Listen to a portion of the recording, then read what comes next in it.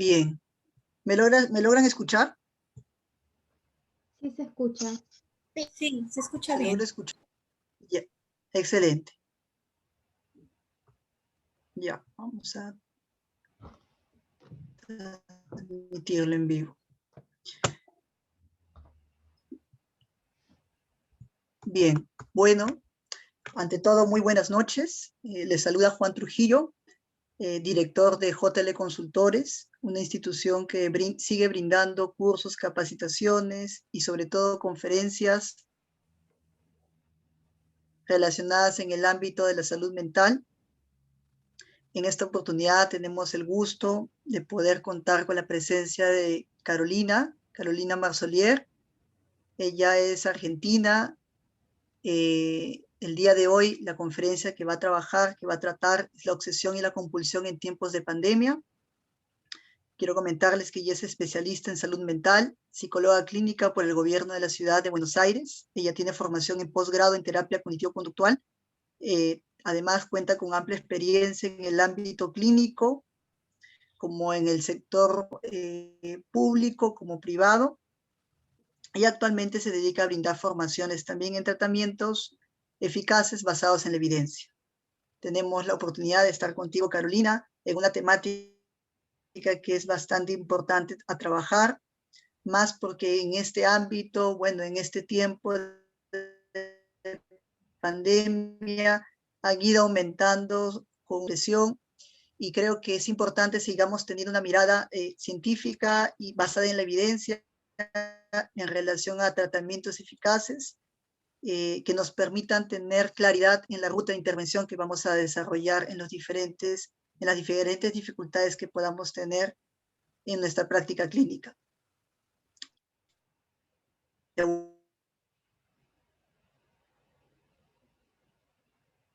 Voy a dar el pase a ti, Carolina, para que puedas darnos este. Bueno, muchas gracias Juan José y Karen por la invitación, muchas gracias por la presentación. Me invitaron a hablar sobre los cuadros obsesivos compulsivos, cómo interactúan estos cuadros en la pandemia, en esta situación que se está viviendo a nivel mundial. Y lo primero que vamos a hacer es ir haciendo un repaso para comprender de qué se trata este cuadro, y así va a ser muchísimo más fácil entender qué sucede ahora en tiempos de pandemia, ¿sí? La idea es poder conversar un poco sobre algunas cuestiones teóricas, sobre la presentación del cuadro, sobre los distintos factores que interactúan, también sobre su tratamiento basado en la evidencia, y al final pueden hacerme las preguntas que crean convenientes, así se las puedo responder. Bien. En primer lugar, ¿por qué estamos hablando de tratamientos basados en la evidencia? Sabemos que en el área de la psicología, en las carreras de psicología, en los libros de psicología, entre la comunidad de psicólogos, hay una gran proliferación de teorías, una gran proliferación de tratamientos, de mezcla de tratamientos y de componentes, y es muy fácil confundirse sobre las bases epistemológicas a seguir para la selección de lo que vamos a estudiar, lo que vamos a aprender y lo que vamos a brindarle a los pacientes.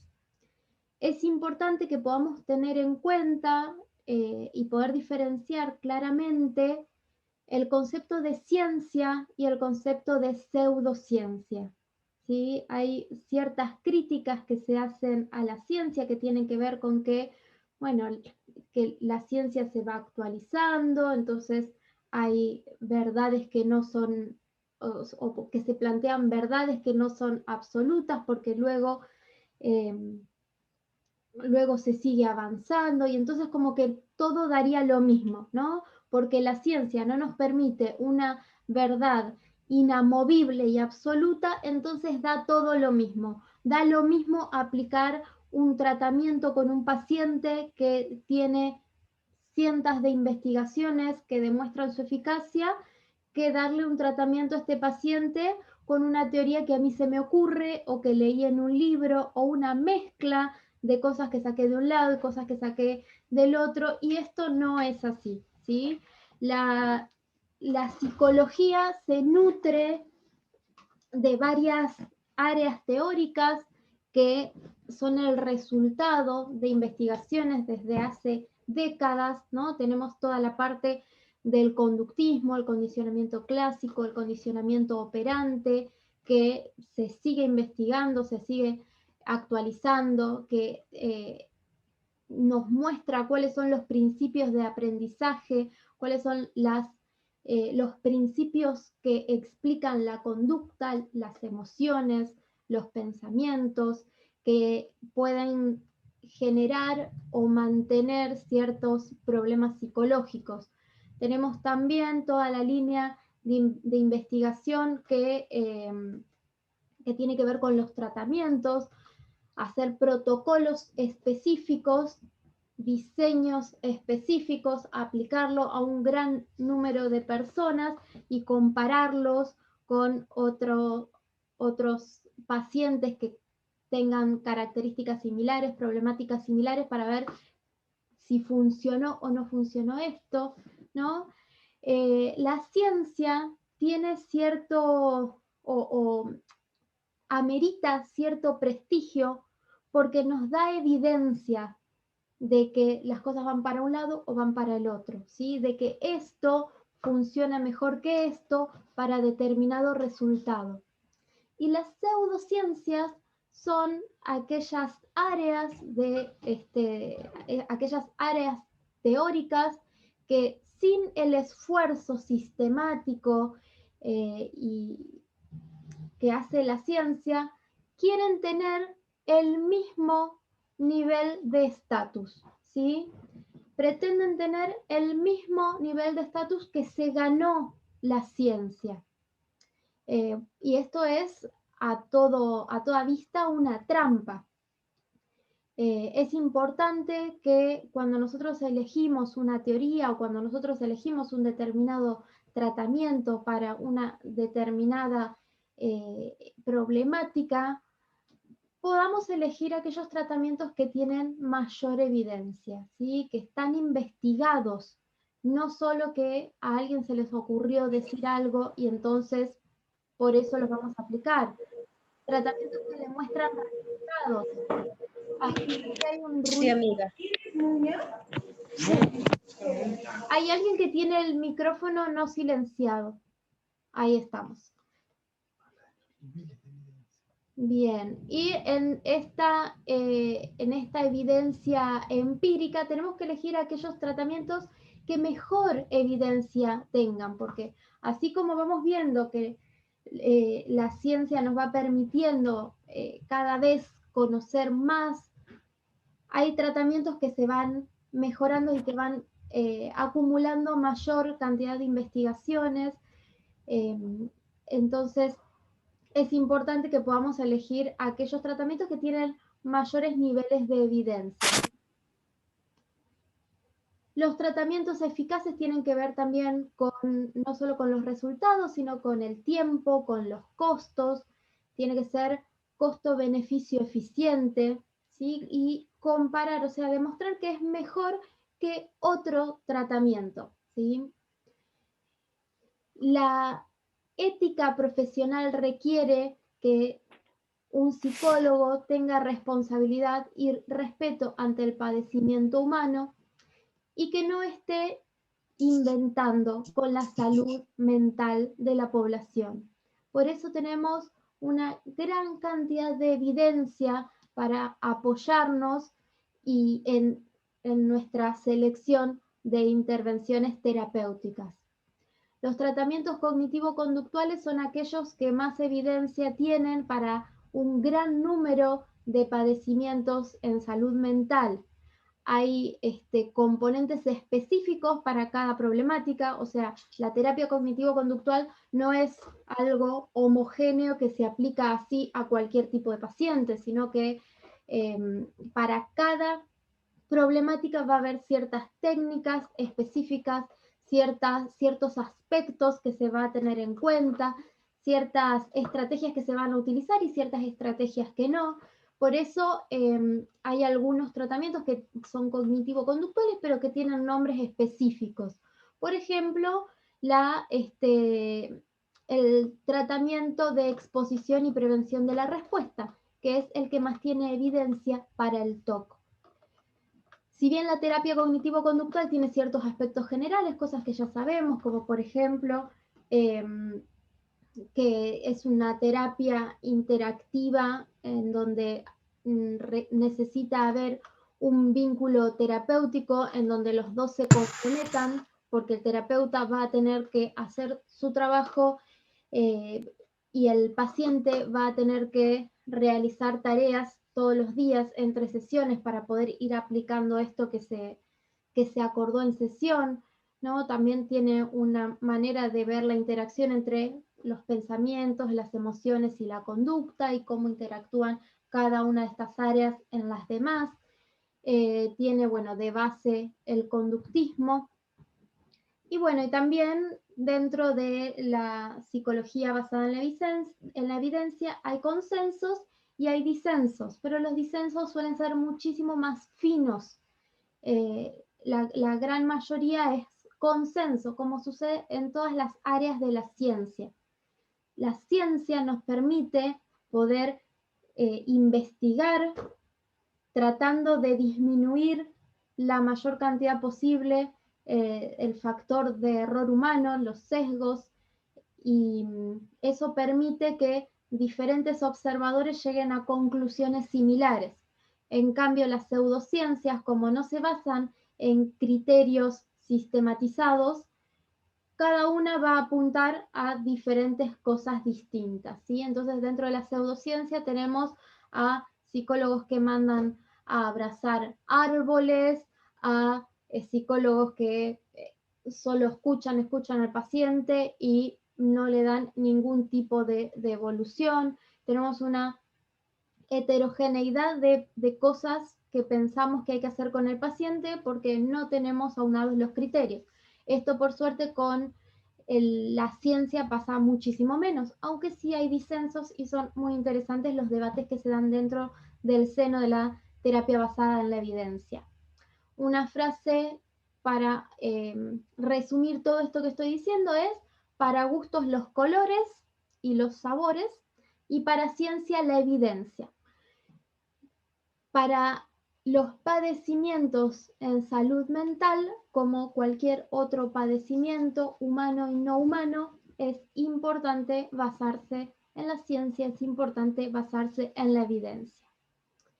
Ahora nos adentramos un poco más al trastorno obsesivo compulsivo, ¿sí? Es un cuadro que se caracteriza por obsesiones y por compulsiones, como su nombre ya lo describe. Se llama trastorno porque así le han puesto la etiqueta en los distintos manuales de clasificación, pero es mucho más adecuado poder llamarle cuadro, ¿no? O problema psicológico, porque no es un trastorno en sí. Si bien tiene un alto componente biológico, de hecho hay cuadros no genéticos, o sea, que no vienen al nacer, que pueden originarlos, como puede ser un tumor cerebral. Si bien tienen un componente biológico importante, sería un cuadro psicológico y su tratamiento es con terapia de exposición y prevención de la respuesta y en algunos casos medicación. Las obsesiones son pensamientos, imágenes, sensación de impulso o malestar, sensación de perturbación, que son intrusivos, persistentes, indeseables, perturbadores, generan malestar. La persona no busca tener estos pensamientos. a la persona se le aparecen estos pensamientos y son altamente desagradables. En los manuales clínicos aparece impulso, ¿no? Pensamientos, imágenes o impulso, pero en realidad en el TOC no tenemos impulso, no estamos hablando de impulso, sino de sensación de impulso o miedo a impulso, que sería como una sensación de que voy a agarrar un cuchillo y se lo voy a clavar a alguien, por ejemplo, o de que si me asomo al balcón me voy a tirar, o que si tengo en brazos a un niño le voy a hacer daño, o que voy a chocar con el automóvil a alguien a propósito. Es miedo a perder el control, no es un impulso, ¿sí? Estos pensamientos, estas imágenes aparecen de forma intrusiva, se mantienen de manera persistente, son altamente indeseables, son contenidos que son totalmente opuestos a los valores de la persona, por eso son perturbadores y por eso generan malestar, ¿sí? Estos pensamientos son tan desagradables, disruptivos y molestos que la persona está todo el tiempo buscando evitarlos.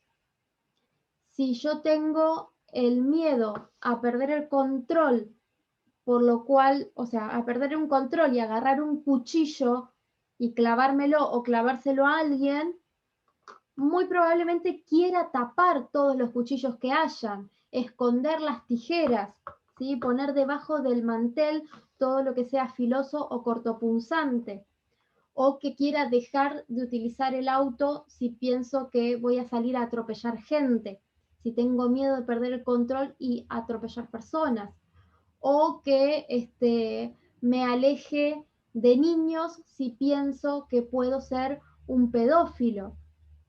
Y acá claramente hay que hacer la diferencia, ¿no? No es tan difícil diferenciar el deseo del miedo a, ¿sí? Entonces, las personas se las pasan evitando. Muchas veces, cuando no pueden evitar, realizan ciertas compulsiones.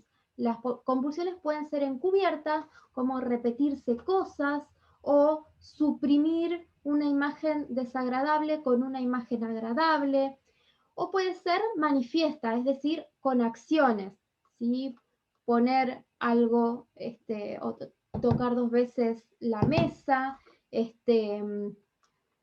hacer algún ritual con mis manos, prender y apagar la luz hasta que dé, por ejemplo, un número par o hasta que me haga sentir tranquila. Estas compulsiones son repetitivas porque si bien calman instantáneamente el malestar, a lo largo del tiempo van perdiendo su efecto y la persona se queda atrapada en realizar esta compulsión porque aprendió que esta es la manera más eficiente o más rápida o la única manera de poder generarse un alivio ante todos estos contenidos mentales. No están conectadas de manera lógica. Algunos ejemplos son: tengo miedo de que muera mi abuelo, entonces voy a tratar de no pisar determinadas baldosas en la calle, o voy a no utilizar el celular durante los números que a mí me dan miedo, durante, por ejemplo, los números impares. Cuando son las 3 de la tarde, la 1 de la tarde, no utilizo el celular. Hay muchos rituales que se van haciendo, o rituales de emparejamiento, que las cosas tengan que quedar simétricas. Muchísimas veces no están conectados de manera lógica, y aquí aparece el pensamiento mágico. El pensamiento mágico es esto: realizar ciertas acciones para prevenir una catástrofe de una manera que no es lógica, ¿sí? Porque no es que digo, voy a prevenir un riesgo, sino simplemente voy a realizar una acción para que me deje más tranquila ante este pensamiento, ¿sí? Una persona que tiene que abrir y cerrar el grifo hasta que le dé la sensación de alivio, porque si no, lo pueden despedir del trabajo, por ejemplo. Esto tiene que ver con pensamiento mágico, que puede o no haberlo en TOC.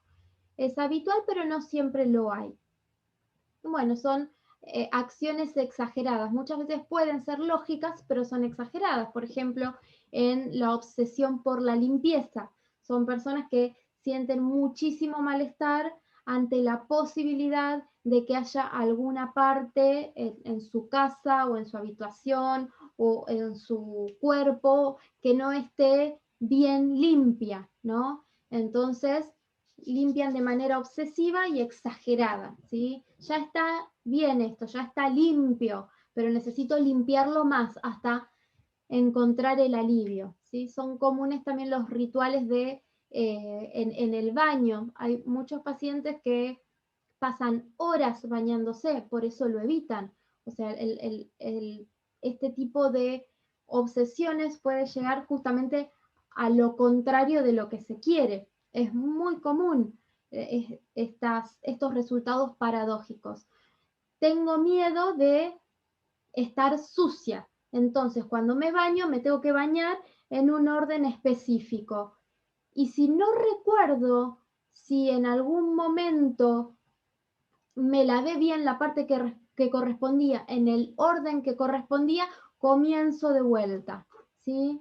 Y si me volví a perder, comienzo de vuelta. Entonces, ¿qué pasa? Como estoy 3 horas bañándome, luego trato de no bañarme. Y termino estando en una situación de higiene peor que aquella que temo, ¿sí?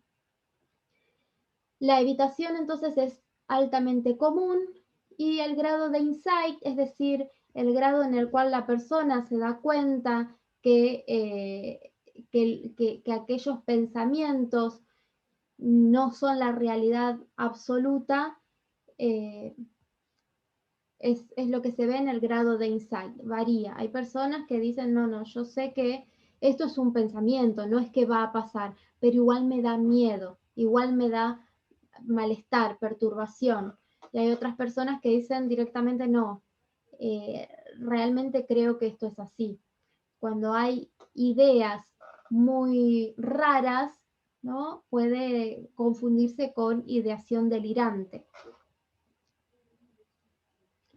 Tenemos muchísimos tipos de obsesiones. Obsesiones de escrupulosidad, que pueden ser religiosas o no religiosas, ¿no? Tratar de no cometer alguna blasfemia, no debo pensar blasfemias, no debo pensar blasfemias, no debo pensar blasfemias, y esto hace que las blasfemias vengan como lluvia, ¿no? No tengo que pensar determinada cosa y esto hace que aparezcan más, ¿no? El típico ejercicio de no pienses en un elefante rosa. Vamos a pensar en el elefante rosa. O voy a intentar no extrañarte. Voy a intentar olvidarte. Había una canción de Ricky Martin que no recuerdo cómo es. Creo que te extraño, te olvido y te amo, ¿no? Intento olvidarte. ¿Cómo se hace eso? Es totalmente paradójico. Y esto es lo que pasa aquí. Intentan no pensar, entonces el pensamiento viene mucho más. Las obsesiones pueden ser con eventos catastróficos, puede morir en una catástrofe mi familia, se puede prender fuego mi casa, puedo tener un accidente, pueden ser también de contaminación, con productos biológicos o no biológicos, limpiadores, desodorantes, materia fecal o virus en los baños públicos. Y acá tenemos, bueno, un área que hemos venido viendo que se ha intensificado en la pandemia, porque ahora es totalmente común tener miedo a ciertos contaminantes biológicos. Entonces, bueno, estos miedos se intensifican mucho más. Obsesiones de duda es muy común y es bastante común en los distintos tipos de obsesiones. No recuerdo si hice daño o no hice daño. No recuerdo si atropellé, no estoy seguro de no haber atropellado a nadie, ¿sí? Necesito una seguridad enorme y recordar cada recorrido que hice para estar seguro de que no le hice daño a nadie, por ejemplo, que no he agredido a nadie, que no he violado a nadie. Dentro de las sexuales, son comunes las de agresión, la de homosexualidad, la de pedofilia. La de agresión sería, ¿no?, miedo a haber abusado a una pareja, por ejemplo. Un paciente, por ejemplo, se contactaba frecuentemente con la exnovia para preguntarle si aquella vez que se habían ido de vacaciones y habían tenido relaciones sexuales, ella había dado su consentimiento, porque él no lo recordaba. Y la exnovia le decía, sí, no me hiciste nada, siempre fue todo consensuado. Y el chico ya se quedaba aliviado. Pero luego venía la duda de vuelta. Bueno, esa vez no pasó nada, pero la otra vez no recuerdo si ella me dio el consentimiento o no. Y otra vez la compulsión de llamar a la exnovia, y la chica le volvía a repetir lo mismo. Y luego, ¿qué pasa? El chico empieza a pensar, capaz que me dice que no la abusé sexualmente para que no, para que yo no me preocupe, ¿no? Entonces de nuevo llamarlo, pero ¿estás segura?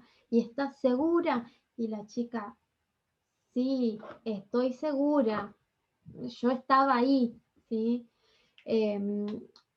Miedo a ser homosexual es otro de las obsesiones muy habituales. Miedo a tener tendencias pedófilas. También otras obsesiones son respecto a perder el control, como decíamos recién, ¿no? Miedo, o sea, tengo que recordar todo el trayecto que hice del trabajo a mi casa para estar seguro de que no perjudiqué a nadie, seguro que no le hice daño a nadie. Me alejo de los balcones por miedo a tirarme, me alejo de mis hijos por miedo a lastimarlos, ¿sí? Todos estos requisitos, ¿por qué? Por el miedo a perder el control. Otras obsesiones tienen que ver con la acumulación, por ejemplo.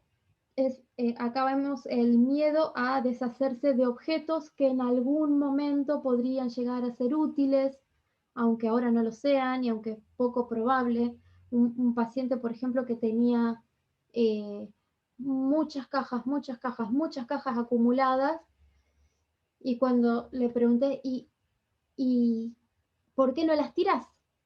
No, porque me pueden servir en algún momento. ¿Todas esas cajas? Sí. ¿En qué contexto? Y ahí se ríe y dice, y bueno, si viene un apocalipsis zombie y que los zombies solamente se pueden matar con cajas, ya estoy salvado, ¿no? Lo decía de manera chistosa. La acumulación tiene que ver con esto, con quedarme con objetos, porque si los tiro me empiezo a sentir mal, me empiezo a sentir desprotegida. Son objetos sin utilidad ni valor emocional, ¿no? Es distinto a las personas que acumula fotos o acumula recuerditos, que los tiene todos ordenados en un cajón. En la acumulación, por lo general, hay mucho desorden. Necesidad de recordar, esto es otra, ¿no? Tratar de recordar si cuando yo era niño lastimé o no lastimé a mi compañerito, si insulté o no insulté a mi hermano. Bueno, necesidad de sensaciones. Hay personas que están tocando y tocando hasta que les da tranquilidad. Orden y simetría. Bueno, creo que ya me detuve demasiado. Las compulsiones lo que buscan es evitar una consecuencia terrible, evitar la obsesión o disminuir el malestar asociado. Tenemos preventivas y compensatorias. Y acá tenemos una gran cantidad de este tipo de obsesiones, de orden, de comprobación, etc. No voy a detenerme mucho en las aproximaciones teóricas porque quiero hablar un poco sobre el tratamiento, pero más o menos para que tengan en cuenta luego con las diapositivas, es necesario saber de la teoría bifactorial de Maurer, Salkovsky, teóricos cognitivos actuales, Foa y Cossack son autores sumamente recomendados, ¿sí? Entonces, vamos a hacer un resumen del cuadro. Aparecen las obsesiones de manera intrusiva, compulsiva, molesta, generan gran malestar, ansiedad, vergüenza, temor, angustia. Aparece la compulsión, que son acciones mentales o motrices y generan un alivio temporal, ¿sí? Ese alivio temporal refuerza negativamente las compulsiones, por lo cual será más probable realizarlas en el futuro, pero estas compulsiones cada vez van perdiendo más su efecto y necesitan ser realizadas en mayor frecuencia. Las compulsiones hacen que la persona no pueda desensibilizarse de aquellos contenidos que generan malestar. Cada vez se va sensibilizando más y cada vez va molestando más este tipo de estímulos, y eso hace que la persona cada vez evite más y cada vez haga más compulsiones y cada vez pierda más interacción con su vida, ¿sí? Otros factores que se dan para que aparezca este malestar es, por ejemplo, sobreestimar la amenaza y las probabilidades, porque la idea de que si lo pienso entonces es más probable, si pienso que voy a morir mañana es más probable morir mañana, esto es un pensamiento distorsionado. La intolerancia a la incertidumbre es otro factor que se encuentra presente. Las creencias sobre los pensamientos, si yo pienso que un pensamiento no me representa, que los pensamientos pueden ser acertados o alocados, que no por pensar algo lo estoy deseando, que yo no soy mis pensamientos. Si creo esto sobre los pensamientos, va a ser menos probable que pueda desarrollar un cuadro obsesivo compulsivo. En el TOC las personas tienen creencias distorsionadas sobre sus propios pensamientos. También hay responsabilidad excesiva y otros factores. Estas son algunas ideas que complican el cuadro. Lo voy a dejar aquí para que luego puedan ponerle pausa cuando vean la retransmisión y lo puedan leer más detenidamente, porque me di cuenta que se me hizo, no sé, se me pasó muy rápido el tiempo y quiero hablar un poquito sobre el tratamiento.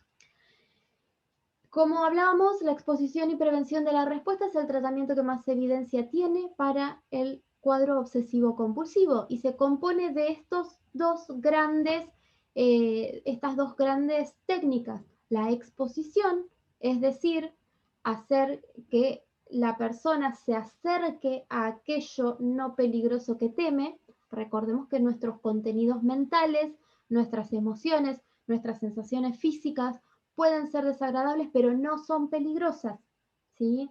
Entonces nos exponemos a aquellas cosas no peligrosas, pero que tememos, como lo son nuestros pensamientos, o aquellas acciones que el paciente evita y que son seguras, y hacemos prevención de los rituales. Tiene que haber las dos cosas, porque exponer al paciente, pero que haga el ritual, pierde bastante el efecto.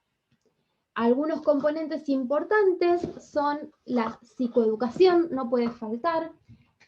Para aquel que quiera un manual psicoeducativo que hemos diseñado con el licenciado Florit sobre psicoeducación para pacientes, me pueden escribir a mi correo electrónico o por Facebook, así se los envío, a carolinamarsollier@gmail.com.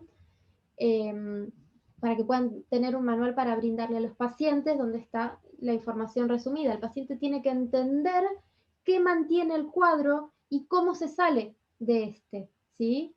El trabajo con la motivación, el tratamiento implica que el paciente atraviese cierto malestar. Entonces es necesario que el paciente esté motivado.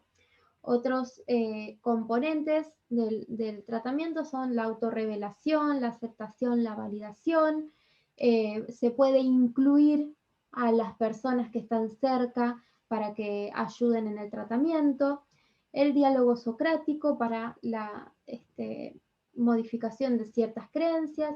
Experimentos conductuales, en especial cuando el paciente no se va a animar a hacer las exposiciones, sino caen ciertas creencias antes. Modelado, juegos cognitivos como contracondicionamiento y difusión, Tanto en TREC como en ACT tenemos mucho sobre esto. Y bueno, y las metáforas. Pero el componente principal del tratamiento de la exposición y la prevención de la respuesta es la exposición. ¿Qué es lo que hace? Que se debiliten los nexos asociativos. ¿Qué significa esto?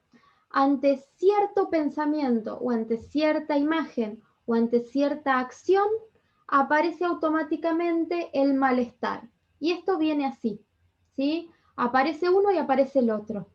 Lo que hace la exposición es debilitar estos nexos, ¿sí? Y hay muchos tipos de exposición. Acá es importante conocer mucho sobre aprendizaje asociativo, porque me va a mostrar la gran cantidad de maneras que tengo de exponer a un paciente. Lo podemos dividir, por ejemplo, según la intensidad de la respuesta que vamos a generar. Por ejemplo, con flooding o con flooding o con unas sucesiones, unas aproximaciones progresivas, ¿sí? Escalonadas a aquello que teme el paciente. Se puede hacer una jerarquía de menos miedo a más miedo o descomponer el estímulo en sus distintos componentes. La diferencia entre estos dos, y hay una metáfora que lo puede explicar muy bien, es cuando estamos cerca de una piscina y no tenemos mucho calor y el agua está fría, podemos quedarnos merodeando alrededor de la pileta y cualquier gotita que nos toque nos va a generar una respuesta muy grande, ¿sí? El flooding o la inundación es tirarse de cabeza a la pileta y esperar un tiempo hasta que nuestro cuerpo se regule y ya esas gotitas no me van a hacer más, no me van a hacer más esa respuesta, no me van a generar ese malestar, ya me voy a acostumbrar, ¿sí? O la progresiva es entrar a los distintos escalones a la pileta de a poquito, ¿sí? Una es más brusca, por lo cual el tiempo del ejercicio es mucho mayor, y la otra es más cortita, es menos intensa, ¿sí? Los ejercicios tal vez no sean tan largos. Esta metáfora la pueden encontrar en el hashtag Ola de metáforas terapéuticas, y también hay otras asociadas al TOC y a otros aspectos más, ¿sí? También podemos dividir las exposiciones según la presentación del estímulo, si el estímulo es externo o es interno. Si es externo, hacemos exposición en vivo. Por ejemplo, cuando decíamos la persona que se acerca la persona que tiene miedo de tirarse del balcón, una exposición en vivo es acercarse al balcón, quedarse en el balcón hasta que el miedo disminuya, ¿sí? Otra exposición en vivo es, por ejemplo, una paciente que tenía miedo a tomar desinfectante, perder el control y tomar desinfectante, será estar en contacto con el desinfectante y ver que no por tener miedo a perder el control, uno pierde el control.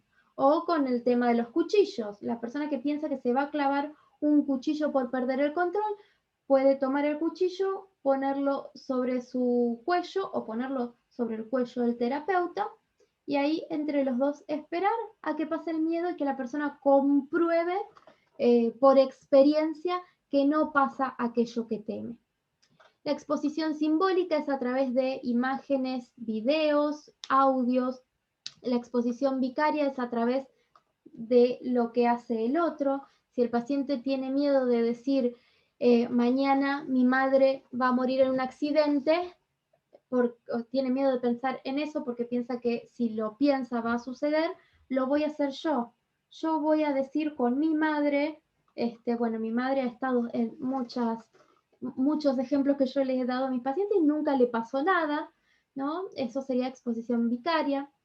Exposición verbal a determinadas palabras o frases o pensamientos que generan malestar, esto dentro de externos. Y dentro de los estímulos internos se puede hacer exposición a las emociones, exposición interoceptiva, que es más para pánico, exposición en la imaginación, exposición al recuerdo, que esto es más para estrés postraumático, y también exposición verbal a los pensamientos. Luego, según el efecto en la respuesta, si lo que queremos es desensibilizar, es decir, que estos estímulos generen menos impacto, generen menos reacción emocional, o si lo que queremos hacer es un contracondicionamiento, es decir, añadir a estos estímulos una respuesta nueva, que estos estímulos traigan una respuesta nueva. Es lo que pasa cuando los pacientes aprenden a reírse de sus propios pensamientos. Esto es lo que sucede en el contracondicionamiento. Y podemos utilizar muchas veces estrategias de respiración o de relajación para ayudar a que la persona se vaya exponiendo sin tanta activación emocional. Es importante saber que en la exposición no hay un tiempo específico de duración de los ejercicios, sino que la intensidad del malestar tiene que llegar a su punto máximo y tiene que bajar. No se puede finalizar un ejercicio si el malestar está subiendo o si el malestar está estancado. El malestar tiene que empezar a bajar mientras el paciente está haciendo la actividad temida, está haciendo la exposición.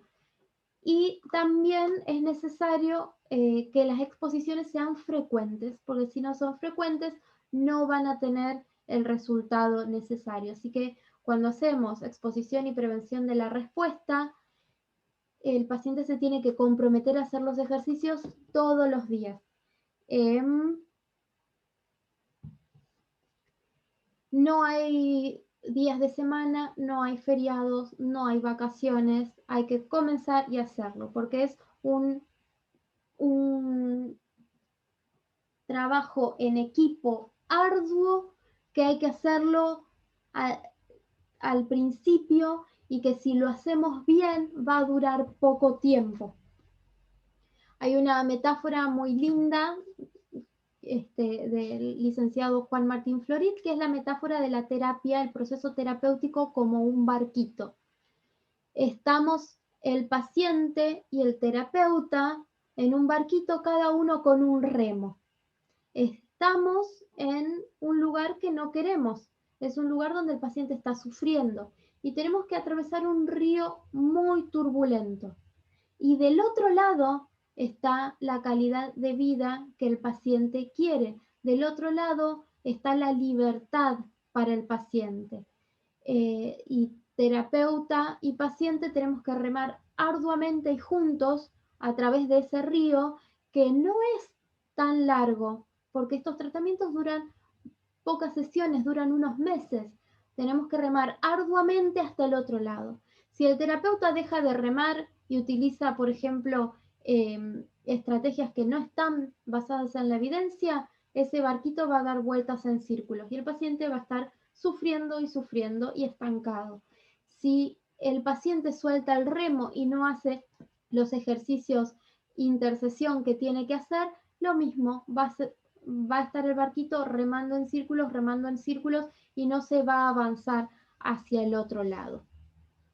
Así que bueno, no sé bien cuánto tiempo me tardé, pero podemos hacer espacio para las preguntas. Si es que no se durmieron. Carolina, Sí. Tenemos unos minutos más. No sé si hay algo más que quieras complementar o ya pasamos de frente a las preguntas. Pasamos a las preguntas. Ya, bueno, las participantes pueden por favor preguntar por medio del chat o pueden hacerlo también por medio pueden prender su audio un momento y hacer la pregunta. No hay ningún problema en ese sentido. Y más si se pueden ver en vivo, excelente. Si se pueden exponer en vivo, bien también, no hay problema por ello. Yo sí quiero hacer una primera pregunta de repente mientras que los participantes van van motivándose a preguntar. Quizás quisiera, Carolina, que nos puedas contextualizar un poquito más en este contexto de pandemia. Nos has explicado un poco acerca de los principios de aprendizaje que vienen desde la corriente cognitivo-conductual, y me parece interesante esto de la exposición y la prevención de respuesta, pero quisiera también si nos puedes aterrizar un poquito en la experiencia que has tenido en el ámbito virtual con pacientes con este cuadro obsesivo compulsivo, ya que tengo entendido de que muchos de ellos tienen hasta la limitación de hacerlo de manera presencial, por el mismo hecho de que muchos de ellos no quieren tener ningún tipo de contacto con el COVID. Una vez me acuerdo que tuve un paciente que era complicado al inicio atenderlo por el mismo hecho de que ni siquiera quería tocar su celular, ya que el celular que tenía ese celular lo usaba su mamá, y empezaba una cadena de pensamientos, porque su madre salía a comprar, y ya te imaginarás, toda una cadena de pensamientos que generaban en él dificultad para poder exponerse a esta situación. Entonces, imagino que la mayoría de los cuadros obsesivos compulsivos en temas de pandemia están relacionados con el tema de la limpieza, por los cuadros que de por sí de por sí me imagino que muchos de ellos ya han tenido el cuadro, solo que se ha ido cronificando un poquito más. Entonces, de repente nos puedes comentar desde ahí cómo puede ser el abordaje en el ámbito virtual y el acompañamiento familiar, que me parece que sería interesante. Bien, respecto a la pandemia hemos atravesado por varios momentos, ¿sí? Muchos pacientes con miedo a la contaminación, a las enfermedades, cuando apareció esto de la pandemia, vieron confirmados sus miedos. Es como yo tenía razón, ahora sí, ¿no? Y entonces hay algunos que han abandonado tratamiento porque no necesito exponerme ni nada porque ya es así. Es un mundo en el que vamos a vivir en una burbuja y lo que hay que hacer es estar ahí pasándose alcohol en gel, quedándose en la propia casa, descontaminando todo. Entonces, ha habido pacientes que no han seguido el tratamiento por esto, ¿sí? Respecto a la modalidad virtual, en la gran mayoría de los tratamientos que se planifican bien, no hay una gran diferencia entre la terapia presencial y la terapia virtual. O sea, no necesita el paciente venir a mi consultorio si se puede exponer a algo equivalente, ¿sí? Lo importante es que se realicen las actividades planificadas y que estén bien planificadas. Luego, en la pandemia también se han dado mucho miedo a la enfermedad, al contagio, un temor sumamente exacerbado en personas que no tenían TOC, ¿sí? Muchas de estas personas lo han podido regular bien, otras personas han pedido sesión para poder ir teniendo este equilibrio, ¿no? Porque la idea es poder tener un equilibrio.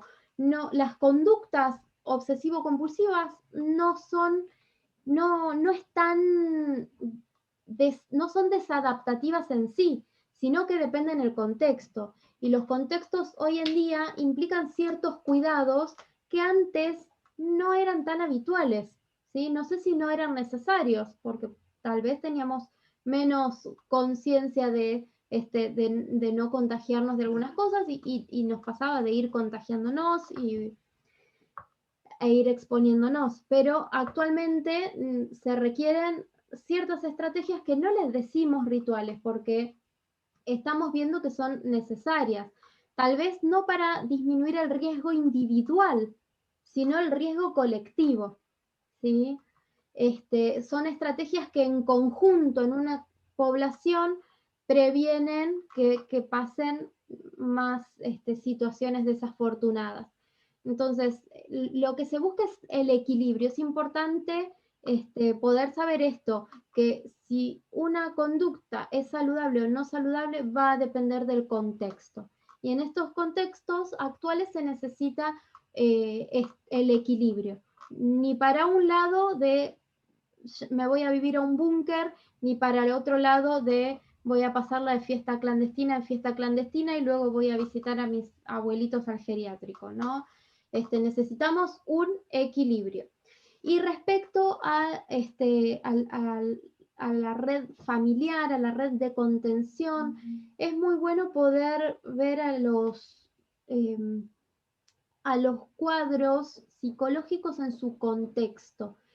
No es tan frecuente que los terapeutas trabajemos con la familia de los pacientes, pero es muy interesante el recurso importantísimo en el que se pueden convertir los familiares. Que los familiares, amigos y allegados, por ejemplo, sean parte de los ejercicios entre sesión, sepan lo que le están pasando a la persona y sepan por dónde va la salida, por cuál es el objetivo de exponerse, cómo pueden ayudar a decatastrofizar, cómo pueden ayudar cómo pueden ayudar al paciente a tomar sus pensamientos con un poco más de humor, ¿sí?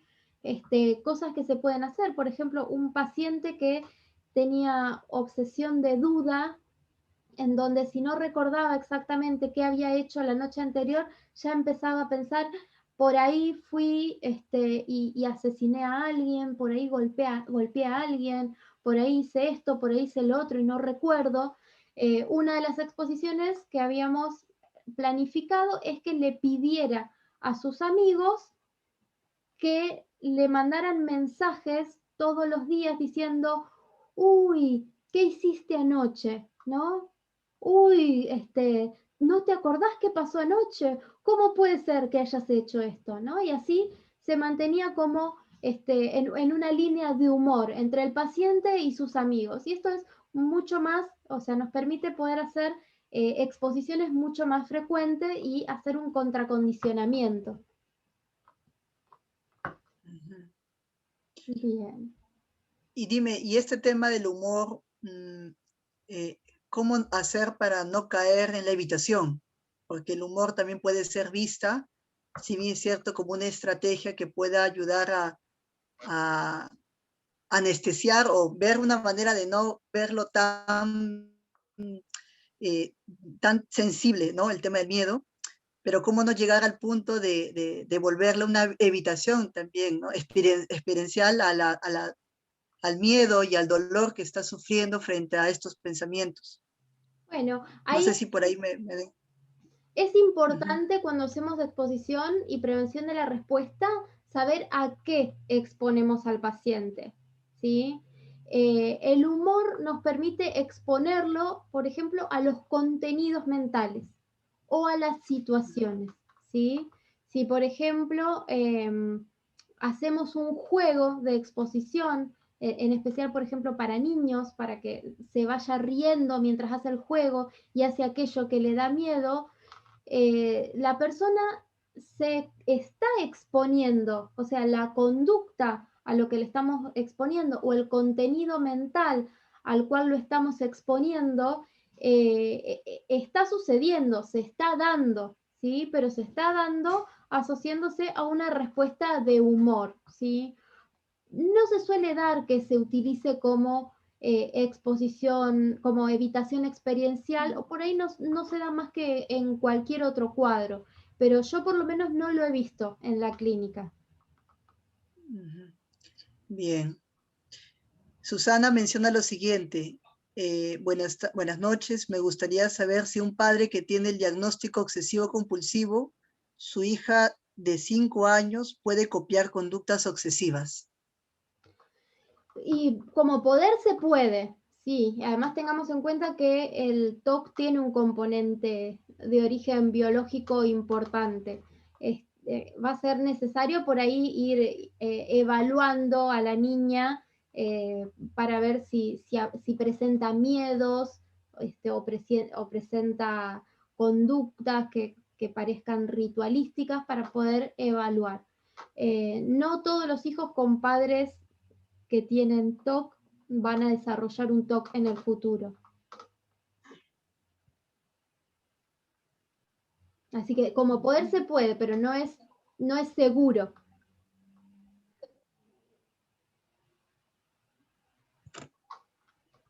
Ujú. Bien, muy bien. ¿Qué otras dudas tienen? ¿Alguna pregunta adicional que puedan mencionarnos?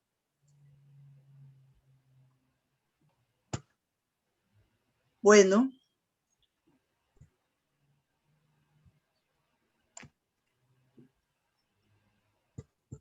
Parece que ha quedado bien clara la exposición, Carolina, así que no hay dudas, no hay preguntas, ha quedado todo ok. Bueno. Creo que tú te dedicas también a brindar terapias online, creo que también te dedicas a las formaciones. Sí, realizamos formaciones. Bueno, en primer lugar queríamos... Creo que hubo un poquito Sí. de delay y por eso nos pisamos. Realizamos con Juan Martín Florit distintas formaciones en diversas instituciones y también por nuestra cuenta sobre cuadros psicológicos particulares como pánico y agorafobia, fobia social, ansiedad generalizada, TOC. Y sí, también brindo tratamientos basados en la evidencia. Quien quiera sacar turnos me puede contactar al correo electrónico, así les paso el contacto de la secretaria. Excelente, excelente, Carolina. En primer lugar, queremos darte este agradecimiento de compartir este tiempo con nosotros el día de hoy, por darnos tu tiempo, tu espacio y tu experiencia que vienes trabajando también en esta área.